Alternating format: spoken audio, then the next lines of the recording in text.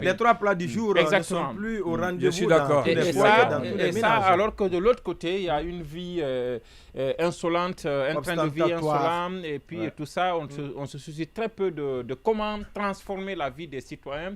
Même aujourd'hui, la preuve de la réussite d'un gouvernement, la preuve de la réussite d'un gouvernant, c'est beaucoup plus sur ses habits et sur la fortune qu'il a pu amasser que l'impact qu'il a pu avoir sur la transformation qualitative de niveau de vie de la population. Je pense que on ne cessera jamais de rappeler ça, sinon il m'a tendu la brèche. Je pense que oui, il y a la pauvreté encore dans notre pays, il y a encore de nos jeunes, il y a encore de jeunes qui partent mourir dans les eaux et un peu partout, tentant de fuir ce pays, alors qu'en réalité, la Guinée, scandale géologique, la Guinée, château d'eau de l'Afrique de l'Ouest, la Guinée de Sékou Touré. Quelqu'un m'a dit de cesser de dire ça, que c'est des mensonges. Oui, bon, c'est pas des mensonges. On ne peut pas dire on n'a pas d'électricité. Ça, c'est des vérités. Oui, mais on n'a pas d'électricité. Non, c'est est-ce qu'on a su transformer cet avantage-là? Ça, c'est là où la question se pose. On n'a pas réussi. Mais pour le moment, le potentiel existe. Et on a vraiment le sol et le 6 mois de pluviométrie sur 12, quand vous partez même en forêt, c'est plus que ça. C'est plus que ça. On a des terres arables, on a tout.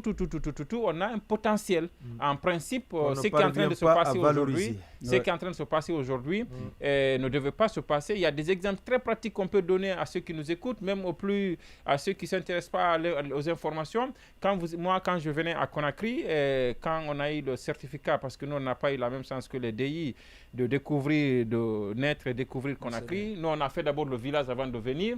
Quand on est venu pour le certificat d'études primaires, donc pour faire le collège, dans les rues de Conakry, vous voyez des Ghanéens qui comment on appelle, qui réparaient les chaussures. Oui, les chaussures aussi. Mais avant que cela ne soit repris par nos compatriotes, mais aussi comment ils appellent ça, les PME là qui passaient récupérer les ordures au niveau des ménages, c'était des Ghanéens. Mais quand leur pays s'est développé, aujourd'hui, on ne les voit pas dans les rues de Conakry. Ça, c'est un exemple frappant pour dire que si le pays se développe, il peut retenir ces jeunes qui sont tentés à sortir, à aller se débrouiller. Monsieur Condé, il y a EDG aussi qui a pris une habitude que moi je n'ai pas compris. Quelle est cette habitude? Bien, la fois dernière, Dioma a reçu une facture ici de 44 millions, non? On est venu déposer 36 millions. On est venu déposer en même temps, ils ont coupé. Et aujourd'hui, dans les maisons aussi, des factures domestiques, consommation domestique, c'est comme ça. Mais Dioma, les gens avaient commencé à spéculer pour dire non, parce que c'est une entreprise, parce qu'il y a un bras de fer entre l'entreprise médiatique et l'État. Mais les maisons, quand même, consommation domestique, là aussi, vous venez, je ne sais pas pour quelle raison ils le font, vous venez, vous déposez la facture, en même temps, vous coupez. Ce qui se passe avec EDG, ça ne s'est jamais fait. Ça s'est jamais fait. Il y a plus de 20 ans, 30 ans en arrière, quand vous déposez une facture, vous donnez un délai de payer. Quand le délai n'arrive pas, là, vous êtes dans l'obligation d'envoyer un bon de coupure.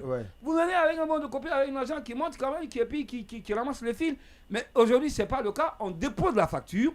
Vous êtes informé le même jour, à la minute, ils te disent qu'ils sont venus pour couper. C'est-à-dire que la facture, non seulement, est accompagnée d'agents, mais aussi accompagnée d'un bon de coupure. Donc, on vous donne la facture et on vous coupe.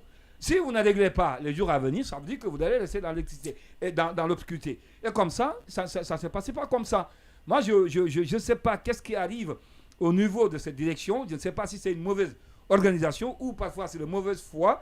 Sinon, je ne peux pas comprendre quand même que vous veniez vous déposer la facture le même jour. Vous ne donnez même pas le temps au consommateur d'aller quand même régler sa facture. C'est jamais vu.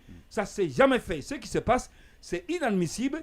Et vous laissez à tort des citoyens vivre dans l'obscurité avec la chaleur que tous nous savons à Conakry. C'est incompréhensible. Je suis vraiment dessus de ce qui se passe dans certains quartiers et la manière dont certains citoyens sont en train de vivre, notamment parlant de ces factures. Et parfois, c'est des factures exorbitantes. C'est-à-dire que ça peut aller jusqu'à 2 millions, 4 millions pour un foyer ou parfois par une concession où il n'y a que 2 bâtiments, où on vous envoie une facture de 2 millions, 3 millions pour 3 mois. Maintenant, si vous êtes resté pendant longtemps, parce que souvent, c'est l'argument qui est brandi pour dire que non, qu'il y a longtemps, EDG n'envoie pas des factures. Mais ça, c'est la faute à qui? Si EDG fait 3 mois, d'habitude, on vous envoie chaque 2 mois une facture que vous devez payer. Si EDG fait 3 mois, 5 mois, 6 mois, sans vous déposer une facture, la faute ne revient pas au consommateur, mais peut-être la faute revient à... Je ne dis même pas peut-être. La faute revient à un DG au niveau de son service de facturation, mais aussi de distribution. D'accord. Il faut que les comprennent quand même les gens au sérieux et que des rectifications soient apportées à ce niveau. Alors, oui. Dans la même logique, parce que je voulais dire un mot par rapport justement à EDG, mais pas que EDG, mais au niveau des autorités. On nous avait parlé de cette coopération entre la Guinée et le Sénégal dans la fourniture de l'électricité à travers, bien évidemment, ce projet de l'EMDS. Et mieux, premièrement, on nous vend de l'électricité. À quel coût? Ça, on ne le sait pas. Il n'y a jamais eu une communication officielle sur ça. Mais ce que je n'arrive pas à comprendre, les premières semaines, ou disons la première semaine, on nous a fait comprendre que ce projet ne permettait pas à la Guinée d'avoir de l'électricité la nuit, mais la journée. Et que ça pouvait, c'est une sorte de rotation ou de roulement au niveau des différents quartiers dans les différentes communes. Mais là, il se trouve qu'il y a des quartiers, on a comme l'impression qu'ils ne se retrouvent pas sur, si vous voulez, cette liste de dispatching ou tout au moins de partage de fourniture de l'électricité la journée. Et là, ça pose problème parce qu'il y a des quartiers, tout le moment, même en pleine journée, vous venez trouver des manifestations et c'est un peu compliqué. Ouais. Donc, c'est deux choses l'une. Le quartier voisin au mien, bien évidemment, le courant 24 heures sur 24, voilà, depuis plus d'une semaine. Justement, et maintenant vous êtes là, vous n'en avez non seulement pas la nuit, et la journée, vous voyez sur votre voisin pendant 1, 2, 3 jours, ça crée des frustrations et parfois vous tombez dans les embuscades, les gens sont en train de manifester pour ce problème d'électricité. Alors, si on paye de l'électricité au Sénégal et à l'interne, ça ne règle pas le problème, c'est que ça nous pose deux problèmes parce que là, c'est comme si, je ne dis pas on jetait l'argent à la fenêtre, mais c'est pour quand même régler une crise. Si cette crise n'est pas réglée, pour stopper les manifestations, ces manifestations continuent, le mécanisme de communication qui est en place, ça passe difficilement parce qu'on n'arrive pas à cerner même le message qu'on passe. Qu'est-ce qui se passe? Pourquoi certains quartiers ne peuvent pas avoir de l'électricité la journée? Pourquoi le mécanisme qui est en place ne peut pas permettre à tout le monde, au moins dans la semaine, de sentir la présence de l'électricité la journée, ne serait-ce que 2 ou 3 fois? Là-dessus, on n'arrive pas à comprendre. Et il est important quand même qu'on sache aussi combien l'État met dans ce processus-là. Parce qu'après, ça va ressembler à une sorte de cafouillage pour une refondation, pour une question de transparence. L'initiative a été saluée, mais c'est quand même important qu'on aille jusqu'au bout.